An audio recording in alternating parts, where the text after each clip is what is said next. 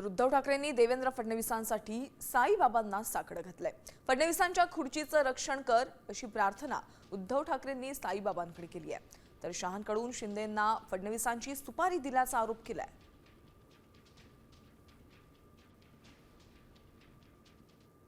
म्हटलं आता आणखीन काय म्हटलं देवेंद्र फडणवीसांच्या खुर्चीचं रक्षण कर,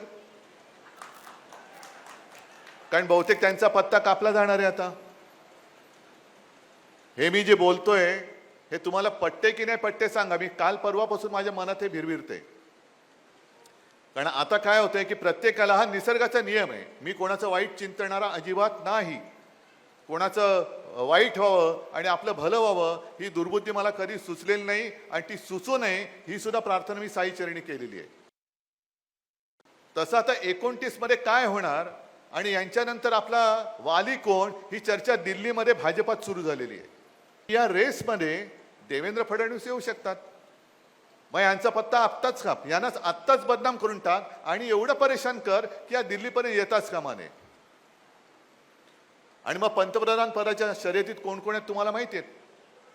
त्यांनी इकडे त्या शहासेनेच्या प्रमुखाला गद्दाराला सुपारी दिलेली, ही शहासेना आहे, दुसरी आहे ती मिंदे सेना, त्याला सुपारी दिली की याला गुंतव इथले इथे। नाहीतर तुम्ही मला सांगा की जर का खासदार फुटतायत आणि फोडायचे आहेत तर आपण आपल्या पक्षात, म्हणजे आपण नेहमी म्हणतोय, एकूण जनरल सांगतोय की आपण स्वतःच्या पक्षात घेणार का भलत्याच्या पक्षात पाठवणार।